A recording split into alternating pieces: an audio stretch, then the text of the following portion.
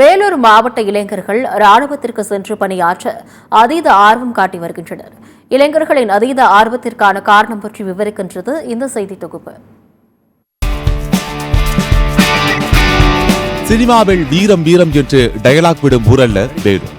நிஜ போர் களத்தில் போராடும் வீரர்களை அர்ப்பணிக்கும் மண்தான் வேலூர்.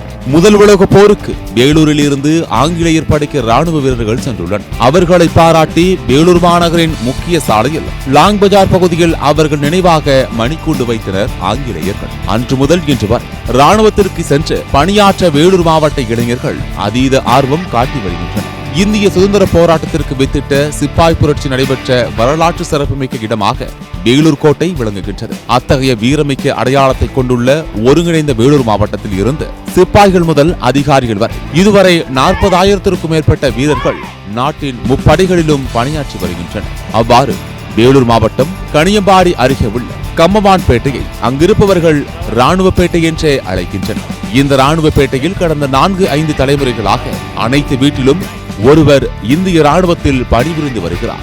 இந்த ராணுவ பேட்டைகள் சுமார் 4,000 குடும்பங்களில் 2,000 பேர் ராணுவத்தில் பணியாற்றிக் கொண்டும் ஓய்வும் பெற்றுள்ளனர்.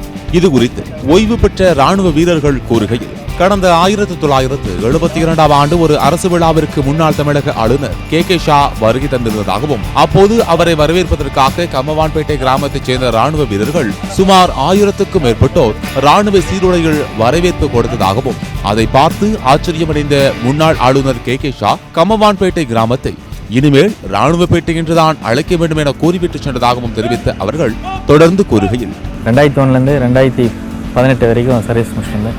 இந்த காலகட்ட சர்வீஸில் பார்த்திங்கன்னா இராணுவத்தில் பல விஷயமான பயிற்சியெல்லாம் எங்களுக்கு கிடச்சிது. அந்த பயிற்சியெல்லாம் முடிச்சிட்ட பிறகு பஞ்சாப், அதுக்கப்புறம் காஷ்மீர், அதுக்கப்புறம் மீண்டும் சண்டிகார், அதுக்கப்புறம் மீண்டும் காஷ்மீர் மேஜர் முக்கந்த்.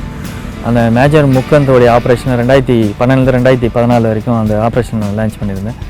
அந்த ஆப்ரேஷனில் நானும் என்னுடைய பங்களிப்பு இருந்தது. அந்த டைமில் ஃபைனலாக அடிப்படும் போது டப்பா சார் எனக்கு கம்யூனிகேஷன் கொடுக்குறாங்க.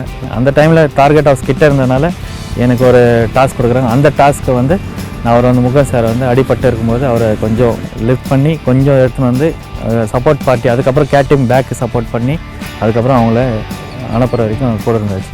அதுக்கப்புறம் அந்த ஆப்ரேஷன் முடிஞ்சிட்டு வெளியே வரும்போது தான் தெரிஞ்சது, மறுநாள் தான் தெரிய வந்தது மேஜர் முக்கன் சார் இறந்துட்டாருன்னு. அது மிகப்பெரிய ஒரு வருத்தம். கம்மான்பேட்டை ராணுவப்பேட்டைகள் பார்த்திங்கன்னா நம்ம மேஜர் முக்கன் விக்ரம்ஜித் மாதிரி நம்ம 1999 கார்கில் போரில் நம்ம நாராயணனும் உயிரிழந்தார். அது இல்லாமல் 2004 வெள்ளை என்ற விஜயகுமார் என்னுடைய கிளாஸ்மேட்டு, அவரும் உயிர் விட்டு தியாகம் பண்ணியிருக்காரு. இந்த வேலூர் மாவட்டத்தில்னு பார்த்திங்கன்னா கம்மான்பேட்டை தான் அதிகமான இராணுவர்.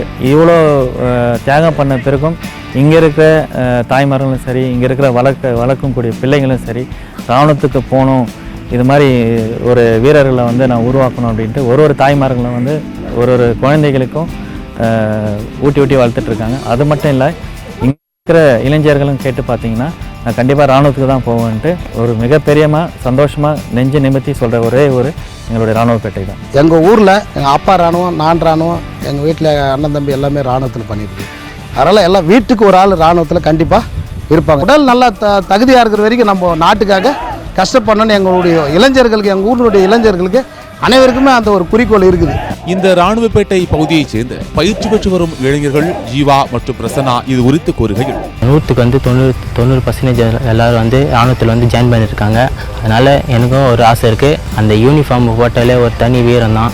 அதனால் நான் காலையில் 5:30 மணிக்கு ரன்னிங் பண்ணுவேன், எல்லாத்தையும் பண்ணுவேன். டெய்லியும் நாங்கள் ஒரு 5 to 10 கிலோமீட்டர்ஸ் டெய்லியும் ரன்னிங் பண்ணிட்டு எக்ஸசைஸ் கிரவுண்ட் டச்லாம் பண்ணிவிடுவோம். சாட்டர்டே ஆனால் ஃபுல் அண்ட் ஃபுல் லாங் அடிப்போம், சண்டே ஆனால் ஃபுல் ரிலாக்ஸு, இந்த மாதிரி தான் இருக்கும். இருக்கக்கூடிய கல்லூரி மாணவர்களும் சரி, பள்ளி மாணவர்களும் சரி, இப்போ இருக்கக்கூடிய காலகட்டத்தில் செல்ஃபோன் மற்ற பொழுதுபோக்குகளை அவர்கள் கையில் எடுக்காமல் இராணுவத்தில் சேரும் நோக்கத்தில் அவர்கள் காலை முதலே இது போன்ற பயிற்சிகளில் ஈடுபட்டு வருகின்றனர்.